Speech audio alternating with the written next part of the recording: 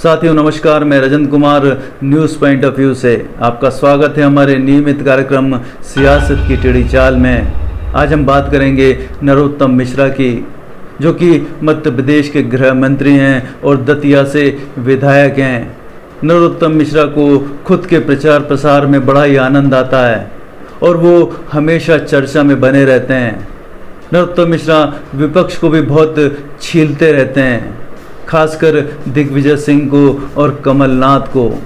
वर्ष 2020 में जिस तरह से भाजपा ने कांग्रेस की सरकार छल कपट करके गिराई थी, उसमें नरोत्तम मिश्रा ने मुख्य रूप से भूमिका निभाई थी, लेकिन अफसोस कि वो मुख्यमंत्री नहीं बन पाए।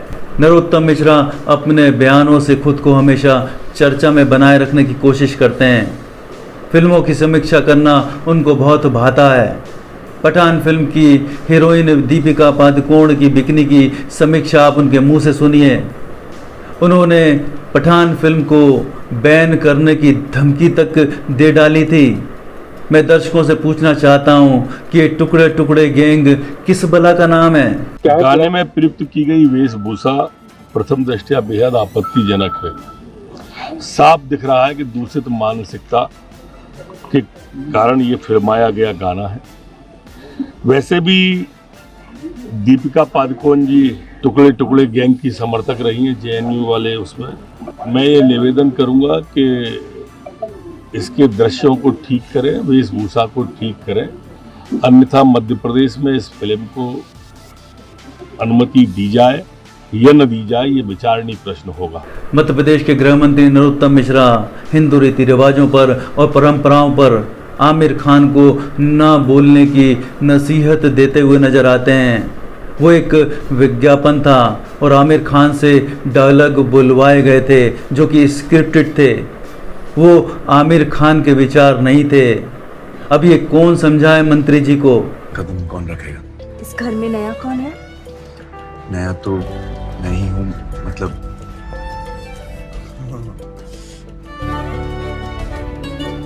वेलकम दामाद जी। आदरणीय आमिर जी से अनुरोध है कि भारतीय परंपराओं और रीति रिवाजों को ध्यान में रखकर आगे इस तरह के विज्ञापन करें। वो खासकर आमिर खान जी के बारे में इस तरह का भारतीय परंपरा रीति रिवाजों देवी देवताओं के जो आते रहते हैं, मैं इसे उचित नहीं मानता हूं। इस तरह के तोड़ मरोड़ के जो अभिनय करने से धर्म विशेष की भावनाएं आहत होती हैं। मंत्री जी की समस्या ये है कि इतना कुछ करने के बाद भी कोई उनको गंभीरता से लेता ही नहीं। मंत्री जी के निवास पर रोज पत्रकारों का जमावड़ा लगता है और वो रोज पत्रकारों से बात करते हैं। नरोत्तम मिश्रा सरकार के गृह मंत्री कम और भाजपा के प्रवक्ता की भूमिका में ज़्यादा नजर आते हैं। सनी लियोनी ने एक गाने पर अभिनय किया था, मधुबन में राधिका नाचे रे। इस पर भी गृह मंत्री ने एक प्रेस कॉन्फ्रेंस कर डाली और इसको हिंदू देवी देवताओं की बेइज्जती करार करते हुए फिल्मकारों पर कानूनी कार्रवाई करने की धमकी दे डाली। ये साकिब तोसी जो है ना, एक आध गीत अपने धर्म पे बना सकते हैं ऐसा? हमारे धर्म की आस्थाओं, हमारी आस्थाओं पर चोट जरूर पहुंचाती हैं। मैं सन्नी लियोनी जी से शाकिब तोसी जी को हिदायत दे रहा हूं कि समझें और संभलें। विधि विशेषज्ञों से राय लूंगा। 3 दिन में अगर इनने माफी मांगी या हटाया नहीं उसे, तो हम कानूनी कार्रवाई इन पर कर दें। गृह मंत्री हर एक्टर, निर्माता, निर्देशक और गीतकार पर कानूनी कार्रवाई करने की धमकी देते रहते हैं। इससे कलाकार डर जाते हैं। ऐसा लगता है कि गृह मंत्री किसी पूर्वाग्रह से ग्रस्त हैं। फिल्मों की समीक्षा करने के लिए और फिल्म आम जनता के देखने लायक है कि नहीं, इसके लिए एक सेंसर बोर्ड है ना भारत में।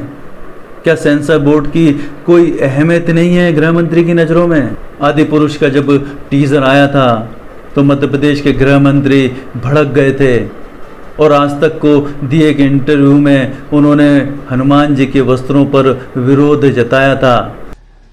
जिस तरह से उसमें हनुमान जी को दिखाया गया है, अब हनुमान जी के परिधान के बारे में एक एक कानन कुंडल कुंचित केसा, हाथ बज्र और ध्वजा विराज, कांधे मुंह जनेऊ साजे, तो हर चीज का उसमें वर्णन है। आप उसे चमड़े के वस्त्रों में दिखा रहे हैं। जितने भी उसमें दिखाए गए हैं, चाहे माता सीता को दिखाया गया हो या आपने अंग वस्त्र ही उनके बदल दिए हैं, ऐसा क्यों?